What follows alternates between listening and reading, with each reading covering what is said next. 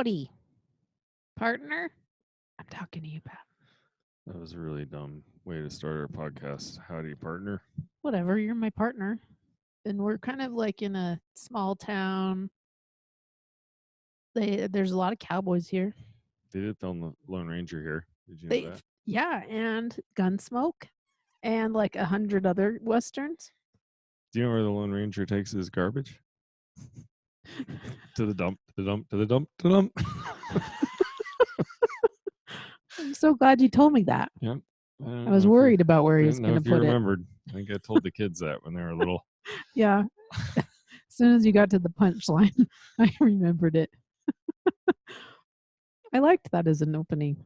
All right. So before we get started on the topic, we are re-releasing our book. I think we've sort of been flirting with this idea and talking about it, but we're getting serious and we're going to release it, I think, at the beginning of February of next year. I think we moved beyond flirting with the idea. I think whatever, on the podcast. We've moved on to inappropriately touching the idea. Okay. Well, now we're full on in it. We are getting it on completely with this new book. Is it consensual? I don't know. Tell me. It better be. It is. So the new book is going to be called Marriage, From Miserable to Magnificent. Keep the love of your life for the rest of your life. It's essentially the same book as Bigger Love. It's changed in parts where... That's not essentially the same book. A lot of the book is the same, but we added a bunch of shit. I'm still talking. Well, it's not really a good way to promote a book when you say it's essentially the same as the other one. Well, it is. This is way better. There's spoilers everywhere in it. Well, there's certain parts of it that we've grown, right? We've grown, we've learned something new. And so things that we've said before are a little bit different. And then there's also the book's written, He Said, She Said, the Bigger Love book. And this one's written, He Said, She Said, They Say. And it has all this scientific research that we did, mostly. Patty. I'm sorry, I dozed off. Patty doesn't care about the research, but I think it's awesome. I think it's awesome that we wrote this book with all of this advice that's actually backed by scientific research. I think that's really cool. It is. And that we stumbled onto it. And again, not everything is backed by research, but a lot of it is. Most of the things I said aren't backed by research, but most of what Sam said is. That's not true. Mm-hmm. No. Yeah. Self-love is not the same as masturbation. That's what I wrote. That is what, but I don't think anybody's actually researched that per se, but I think most people would agree with you. Self-love is not just masturbation. No, but it's a good part of it. A good part or a large part? Well, if you're me, it's a large part. Ho! Mm-hmm. Do you really masturbate a lot? No, I was talking about the part that's large. Oh, because I don't think you masturbate all that much anymore, do you? Is this too private? You don't want to tell the audience how much you masturbate? I was asked this question once in the last 14 months. I was with a group of guys, and everybody had to stand up in front of each other and kind of talk about your masturbation habits? No, we were listing out our goals and things we needed help with and stuff like that. But one of the questions that somebody asked everybody that was up there, he's like, "What's what do they call it? Your tug to something." There was some funny word for it. Your tug to sex ratio or something. And what was it? Most people's were the other way, but mine was, I thought I was like 3 to 1. I mean, 1 to 3. It's like you masturbate 3 times for every 1 time we have sex. No, it was almost what everybody else's were like that. 2 to 1, 3 to 1, 4 to 1, 5 to 1 even. How old were these guys? 30. No, actually one of the youngest guys was single. And he was like 30, 29 or something like that. So he was probably one of the 5 to 1 people, just because when you're single and you're young.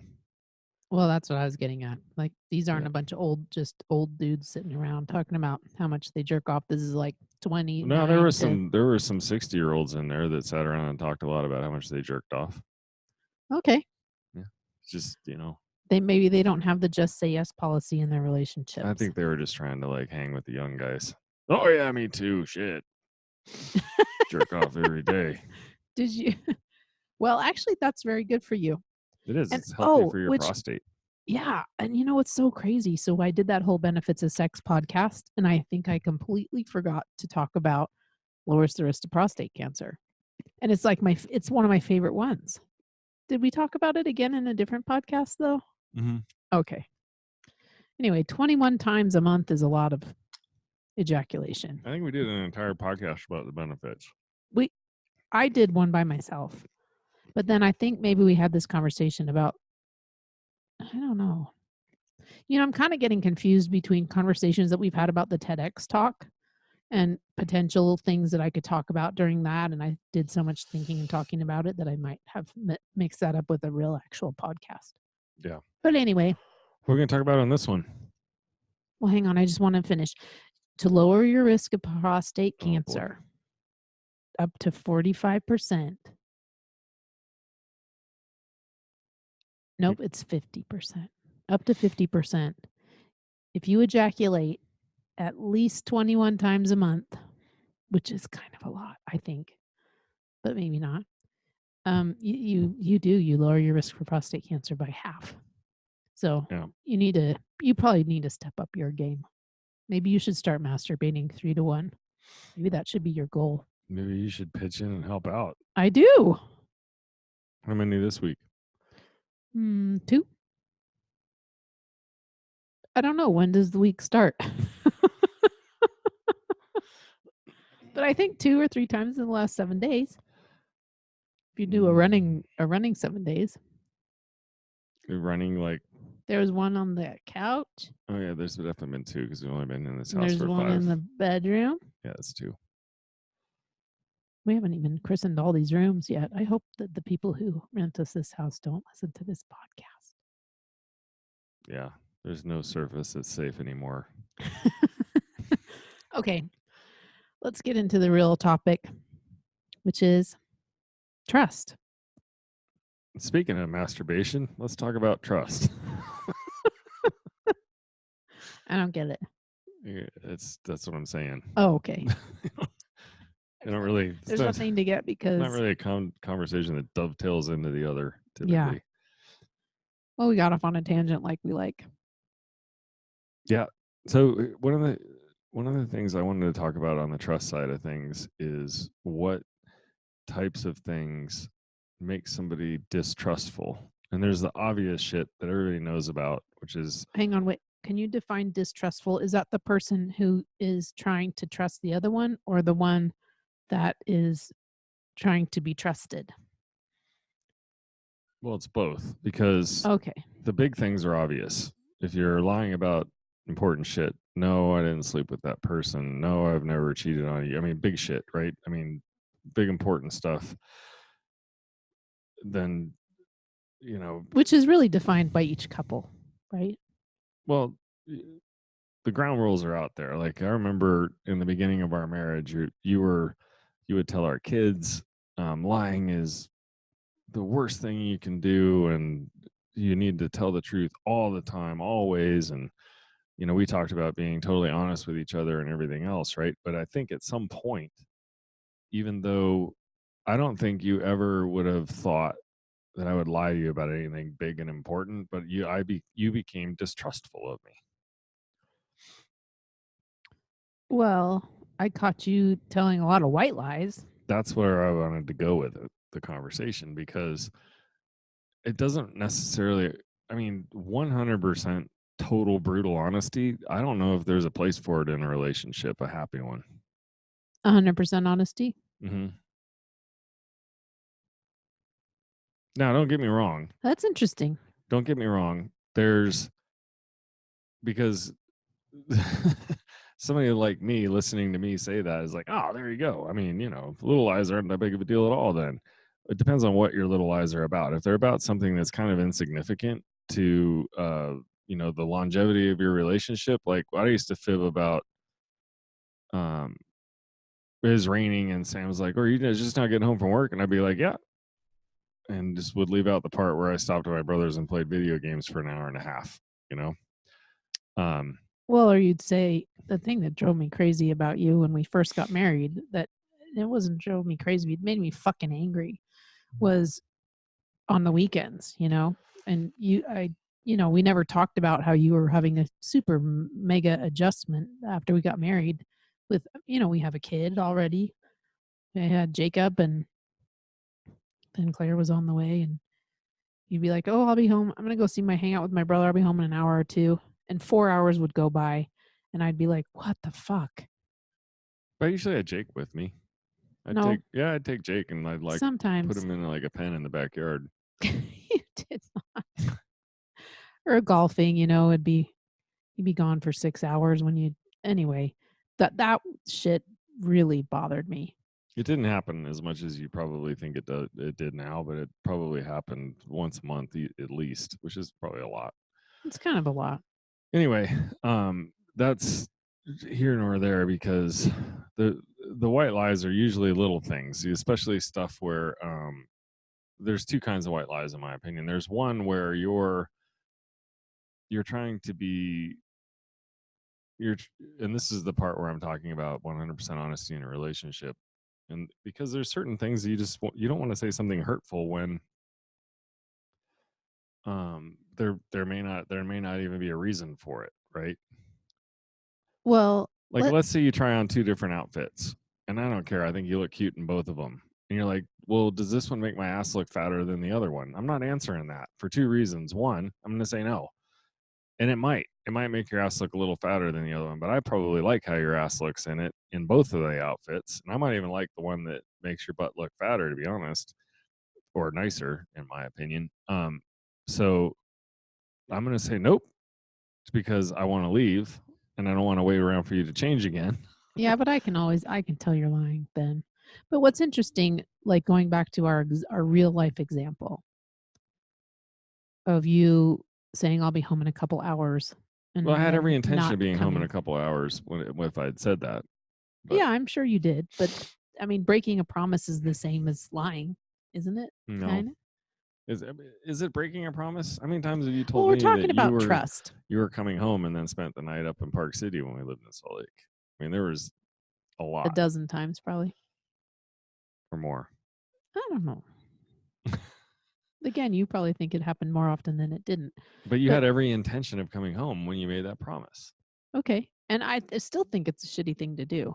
And I also and I but I think with the first example, it would have been healthier had we had you been able to and I been able to have that conversation for you to say, I'm completely overwhelmed by this situation. I need to take time for myself like I used to. Like I'm an insta dad, I'm an insta husband. I'm 30 years old and I've been doing my own thing for 30 years. And to have to stay home with you all weekend is killing me. For starters, I was 29, so let's just get that clear. Not by the time you Secondly, were no, secondly, you turned 30 like as soon as we moved to Kansas City.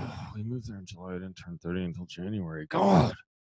Anyway, um, when you're the problem is that I felt like I was young and I could handle anything. I just had to set my mind to it. You know what I mean? And so I don't think I could have admitted that I had some kind of a You weren't even in touch with that yourself. yeah. I mean, I definitely had knowing what I know now. I could go back and it would be totally different. But back then, I wasn't armed with any of the knowledge of that. I didn't even think to look inside myself enough to understand that you know I needed anything for myself. You know what I mean? But I mean, we're getting into the self love thing again. So Yeah, and that was a hard time. I mean, that was a hard time for me too because here I have this new husband who I think is going to be, it's going to be awesome. He's going to help me and he's my new companion and then he takes off on the weekends and doesn't come home for the day and there I am alone with the kid again and thinking I'm just waiting for you. I mean, I'm basically waiting around for you to come home because you said you were going to, which means I'm not trying to do anything for myself. I'm just waiting for you. well, back then your answer would have been, "Oh, I wish I had the luxury of doing something for myself." But Totally. I've had a kid since I was 19, and I haven't had that luxury. So you would have used that as your. But the Yeah. other thing is, I do want you to, when you once you had Claire, this wasn't. I mean, I felt like it was my job because you'd already gone through 2.5 years on your own with a kid. It was my job to take care of, get up in the middle of the night and do as much of that stuff as I could for you or for us, as opposed to expecting you to do it. So, I mean, there was the Yeah, one you side of it when definitely stepped up there when was probably Claire the first was year born. that we were together where a lot of that, what you're talking about, happened. But then I think after Claire was born, I think things changed a little bit. Yeah. Well, in Kansas City was hard too, right? We just moved to a new city. I didn't know anybody, and your family was there who I barely knew. You could go hang out with your brother, and I didn't have anybody to hang out with. I couldn't go call a friend. I didn't have any friends. Yeah. Yep. Oh well, that was your fault. But it's interesting, right? And is that how, I mean, how did we get through that anyway? Just grit? Well, it wasn't that bad. It wasn't that frequent. I mean, you're painting kind of a picture of, you sitting I home think about that barefoot time. and pregnant in the kitchen. Well, I think about that time and it's pretty, I feel sad about that time, you know? But you're right, it wasn't all bad. Like, we still had great family days and family time, and we were both working a lot, though. Yeah. Yeah. Anyway, so back to the trust thing. I think you can undermine trust even though you consider yourself a trustworthy person if you allow people to think something that may or may not be true, even because it's non inconsequential in your mind. But at some point, all of those inconsequential things can add up and become consequential. So it's a fine line to walk. I do think that there are things where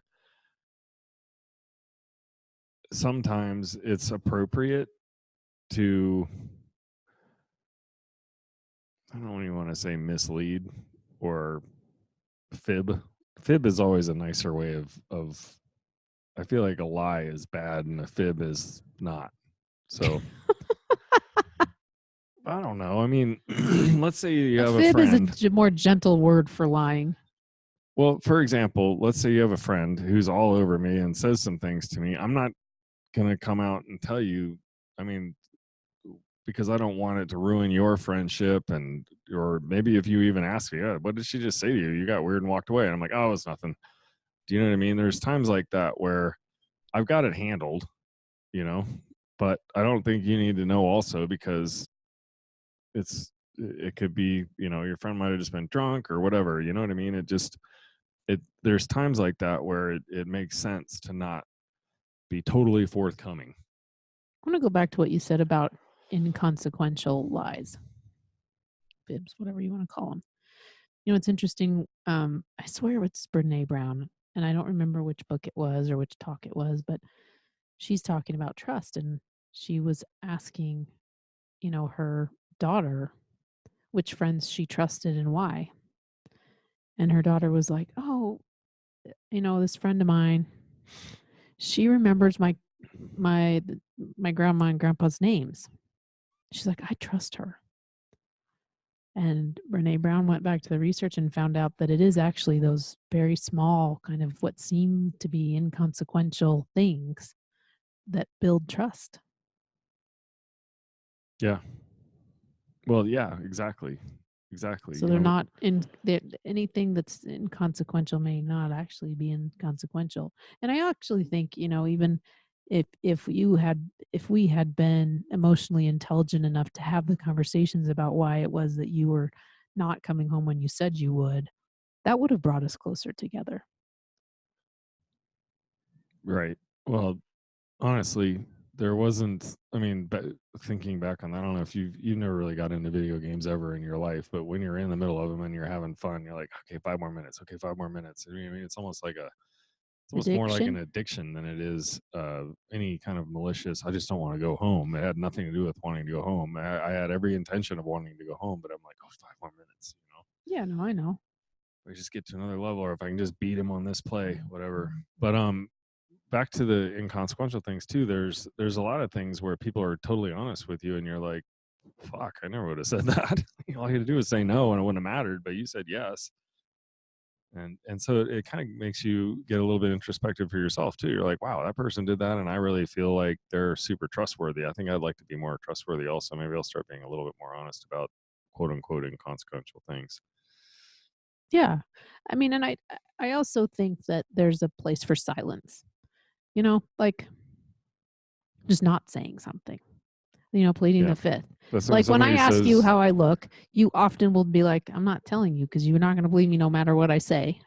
or when somebody says who farted, just don't say anything. That doesn't work either, especially when it's just the two of us. I know that it's you. We don't even have a dog You won't know because anymore. I'm not going to say anything. Well, Just dead silence. silent but deadly. All right. So there was something else that I was just thinking about. I was thinking about something else too, about trust. Oh, well. I mean, the people say that it makes or breaks a relationship, and I would say, like you said, you tell white lies, you you promise things and don't follow through. I mean, everybody does that, right? But in our relationship, I just adjust the time frames now. When you say it's going to take an hour, I know it'll be 2. If you say it's 2 hours, I know it'll be 4. Like I just have adjusted for your and this I mean, this still happens to this day, right? You just underestimate how long things are going to take. So I just make adjustments. And again, it's not super important. Um Now that I kind of know that about you. Do you know what I mean? I don't know. It seems important. You keep bringing it up. Well, I guess I feel like it's not important because it doesn't erode my trust in you for important things. All Like, right. will Well, you be there's, there if something happens to the kids? Will you be there if yeah. sick or get hurt? Will you be Will I be there? back from the store in an hour? Absolutely, I'll be back in an hour. But then I realized that I had a very specific list of things that I needed to get, and half of those I got to read all the ingredients on the back, and the other half I don't know where the fuck they are in the store. And next thing you know, an hour's already gone by, and I'm not even done shopping yet. I'm like, damn it! Yeah, no, So I know. I again, like it's not like there aren't good reasons why you don't estimate time well. I don't. I do estimate time well. I can count to the minute how long we've been doing this podcast because it's painful. Oh, I didn't want it to be painful, I'm just kidding. what's It's interesting probably is painful for the listeners. but I think it's really interesting to say, like, there are things that I don't when you tell me how long something's gonna take, I don't trust you in that. I'm You don't like, trust "Whatever, me, I'm and gonna a lot of it, double it." a lot of what you're talking about is more like construction stuff or work stuff, and Or even that's going to the store or that's whatever. pretty standard for the industry, really, because Or finishing your work, like, it's not just that. Like, "Oh, this project's gonna take me 2 hours," and 4 hours later, I'm like, "Are you done?" "Well, almost." how often do you hit your timelines when people I ask don't you to usually estimate time? I don't think I make a lot of timelines, to be honest. Mm. So that's where the old silence thing comes in. Mhm, How long do you kind think of. it's going to take? I'm going to I'm sit there not and I'm going to go sure. like this. Not sure. Just going to silently nod. Well, I can say I'm not sure, and that's the truth. I don't know. And then I can guess, and I can All say, right. "Oh, maybe it'll That's going to be take my new like an go-to hour." answer. I don't know. My bigger point isn't to harp on you about the fact that on this time thing. My bigger point is to say that hasn't eroded trust between us. It's like trusting you is something I guess I just take for granted. Yeah. You know, Well, and when you can people trust say, me. So "Oh, we that's don't trust each other," and I think, well, I mean, I trust Patty on like big things, but small things I may be like, "Oh yeah, he's not." does he really have a pair of jacks? Yeah, poker face. He has a really good poker face. He definitely can Why is he whip wearing all of my his clothes ass still? in poker. Yeah. Um, so it goes back to the initial part of the conversation, which is when it comes to the big things, trust is critical. But I don't know. Sometimes there's a lot of little things too where you can be accused of lying. You can be accused of grossly underestimating the amount of time something was going to take. You can choose to be upset about that stuff, or just like Sam does, write it off and be like, "Oh, I probably didn't intend to be have it take 2 hours, but it did. So here we are." Well, and is it important? Right. And, we're never punctual. We're not punctual people, but I Mm. have friends that think that's extremely important. I But mean, how it's often is it my fault that we're not punctual? I don't know, half. That's generous. Well, what's funny though is ask any of my friends. When I'm not with you, I am very punctual. No, you are Yes, I not. am. Oh my god. Uh-huh. Ask them. Maybe it's just because I can blame you when you're with me. Like, it doesn't matter. Nobody's ever on time. You've said that to me so many times in the last year, especially if you like, Yeah, well, I've gotten pretty lackadaisical. yeah. Our Sam's go to is she'll stand there and look at me and be like, "We've got to be there in 10 minutes." And I'm like, "Oh, okay." So I'll run, put a shirt on, grab my coat, and I'm like, "I'm ready." And she's like, "Well, give me a minute. I got to find this. I got to find that." And then we get out to the car. "Oh, I got to go pee." And then, 15 minutes later, we pull out of the driveway. She's like, "Well, I was waiting for Patty." Because I did have to wait for you. Anyway, 40 minutes later, we get there. Yeah. I guess it depends on your values and which parts of trust are important to you. Mm-hmm. What parts of trust are important to you? Never trust a fart. I'm getting old. Yeah, that's a good one. I'm not quite as old as you yet, but I'm feeling like that's one I'm gonna have to. There have definitely been days when I felt like that when my tummy used to be bad. What else? That was Like it. That's you no, pretty much no, come sum on a trust up serious into note. that one. No, come on. What Never. come on. What? What I mean, do you trust me? Do I trust you? Yeah. You used to welch a lot on blowjobs. Well, I So feel like you lost some credibility there a while yeah. back, but you've built some of that back up. Of course I trust you. I trust you more almost than I trust my own mind, if you will. So, having had to deal with jealousy in my life, sometimes my brain will go, "Well, who was Sam with and what was she doing?" And it's like, get your out of your freaking brain. Your brain is an idiot. And then I got to slap it around. And you can trust Sam implicitly, and I'm right the second time every time. So So you trust me not to cheat on you? yeah. Anything else? What what are we gonna get so specific? I I mean, don't know. I I'm just just say I trust because you I'm is really pretty curious good. about That's a pretty good one. I'm really curious about trust and kind of how it works between us because I think we have strong trust even though, we would say, well, yeah, we tell the truth and mostly or we try to keep our promises and sometimes we don't and because we're I'm not so sure I could perfect. nitpick and find a handful of things where when you say something, I can't really trust that it's true. Just No, like you but say I'm when I asking you estimate a construction job that you're gonna be like, whatever. but I'm asking you not to nitpick. I'm asking you to say where you trust me. Like this is a positive I just said psychology sort of. everywhere.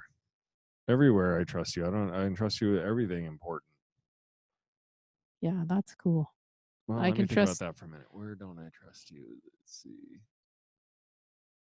So this is what I want to mention earlier too, when going back to the inconsequential stuff, but it has to do a little bit with control. So when you ask me where do I not Mm, trust you, if you will, it's not that I don't trust you driving. Yeah, you're fine driving. I have no problem with it whatsoever. But usually when we go anywhere, 99% of the time I drive, and it's probably more of a control thing. You know what I mean? I just want to control the car and drive it. So, and you're totally comfortable not driving, whereas I'm not as comfortable not driving. So, but that doesn't have anything to do with my trust. You know what I mean? It has more to do with the preference. And so it's the same thing with the inconsequential. And that's not the same thing, but back to the inconsequential lies, you can ask yourself the question, is it inconsequential to me? Because I don't want to look bad, right? Or is it really expand on that. I don't get it. inconsequential? What do you So a mean? good example would be me telling you that, um, sorry, I was running a little late, and letting you think that I'm just getting home from work or whatever when I stopped, and had a beer with somebody or whatever, and just left that part out, right? It's because I'm going to look bad and I might get judged over it, or I might think that you might get mad at me about it or whatever. So I just leave it out because it didn't really hurt anybody. We were still on time, and we going to cut a little closer than we needed to, but whatever. There's lies or fibs like that where you tell them so that you don't look bad or get shit for it, right? So you're telling those little inconsequential fibs to protect yourself, technically. And you can tell yourself a lot of shit around that too. You're like, well, if I'd told her, then you should have just got pissed and would have argued about it. And at the end of the day, we were on time and it didn't fucking matter anyway. So why would I avoided an argument, and I did it for the sake of our relationship. It's like, kind of, it's pretty gratifying though. So Self-serving, you mean? self-serving, I mean, yeah, sorry, not Is it gratifying. gratifying too? No, that's masturbation, beginning Oh, of the topic. I want to Um, say something about what you're talking about though, because there's always two. There are two parties to this. So I I don't ever lie about shit like that. I can't think of a time when I went and had a beer and didn't say, "Well, I went and had a beer," or you know. and I'm just using these as No, examples. I know, and that's a good example because you've lied about that before, and I'm like, then I catch you and be like, "What the fuck? Why didn't you just tell me?" But I know why you didn't tell me. You didn't tell me because I can be so critical and harsh about things like that. Not anymore, I don't think. Now I don't give a shit. But back in the day, it was like trying to keep score and keep everything fair, Yeah. and if you went and had a beer and I never got a chance or took that opportunity myself, then I was angry because it didn't feel fair, and so I was super critical. And I know that I'm way more critical of you than you are of me, like by like a lot. And I've noticed that in the past few years, like you never criticize me. So you give me so much freedom to tell the truth because you don't there's no repercussions. Like you don't ever I mean you rarely get mad at me. I mean you get frustrated with me and you might be annoyed or whatever, but I've never like told you something like even when I stay and even when I call drunk in Park City and be like, I can't drive, I drank too much, I'm spending the night up here, you're kind of annoyed. Maybe you're frustrated, but you're not like, damn it, Zant, I never get lectured. We might have a conversation the next day where you're like, why do you do that? And I'm like, I don't know. And I have to do some soul searching. But you give me a really wide berth.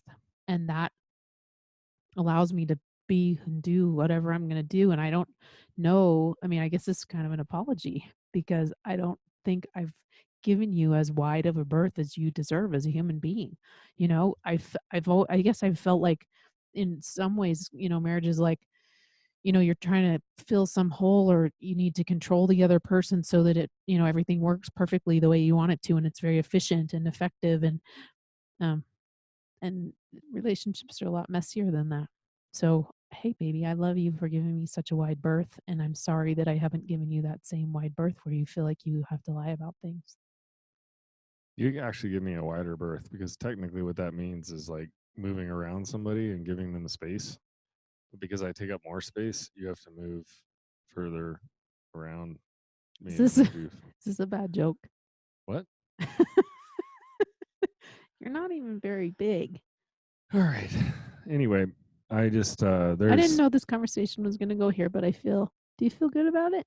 yeah, and I do want to me the point of this though is because I'm one of those people that probably tell some quote fibs, but I never lie. Um, and that is Uh ask huh. yourself, for me, ask yourself if that fib is to protect you or really truly to protect them or to protect the mood. Sometimes there's there's shit like what's on your mind? Nothing. There's nothing on my mind because everybody's in a great mood, everybody's having fun, so you just fib. You're like, meanwhile, you might have something really big on your mind that you got to tell them, but you don't want to ruin the mood, the moment, and so you wait. So there's fibs like that That where, suck, and no one likes that.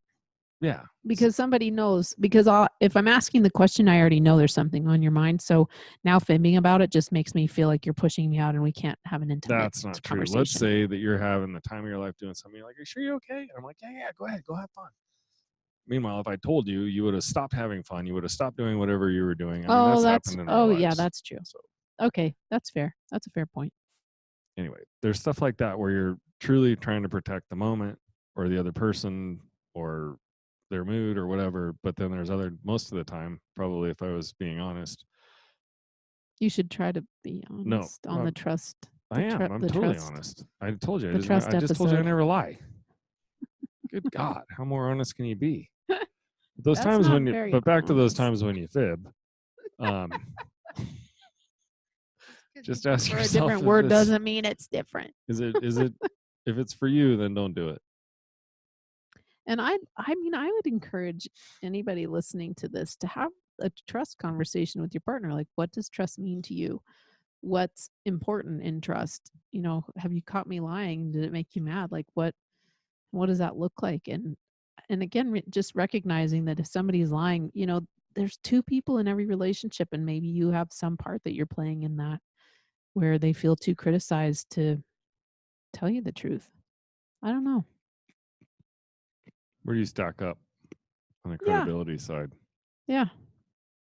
And I do think trust is. I mean, it's the number one thing that I was googling like what are the worst problems in relationships, and the number one thing that comes up is trust. And I don't, you know, it didn't give me a context, but I mean, even us, babe, like we could even go back to like, you know, back in the day when you know, cheated on you. And how did you get over that? Well, it was emotional. I think that's You worse. didn't really do the dick and vagina cheating thing. Yeah, but still, I mean, for me, you emotionally cheating is way more damaging. If I thought you were in love with someone else, regardless of whether you made out with them, touched them, or whatever, I feel like that. And again, I don't know that you can. Yeah, It that's well for way me, more yeah, threatening. for me I because I guess it's was about acting on it versus not acting on it, and I guess that this whole cheating thing is probably a whole other episode. well, it's also for me is recognizing that there's a lot of distrust out there that is nothing more than a reflection of your own insecurity. So, um, if the distrust, your intuition can a lot of times tell you, you know, where you stand with something. Like I knew something wasn't right with us, but then I pushed you further away by becoming really mistrustful. So, or distrustful, I mean. So, Distrusting. mistrusting, distrustful, they're the same thing, I think. Um, ish. Anyway, I don't know. that ain't no rooster. That's a chicken, you dumbass. Um, anyway, I thought, I just, yeah. So that's how I got past that kind of stuff is just recognize my own insecurity and becoming secure enough with myself and knowing that the person that I spend the rest of my life with is going to recognize me for everything that I am. And that's the person that I'm going to want to be with. So, you came around and that's all that mattered. Yep, so did you. And with that, we'll leave you to it. Go have some conversations about trust with your partners. We love you all. Bye. Bye.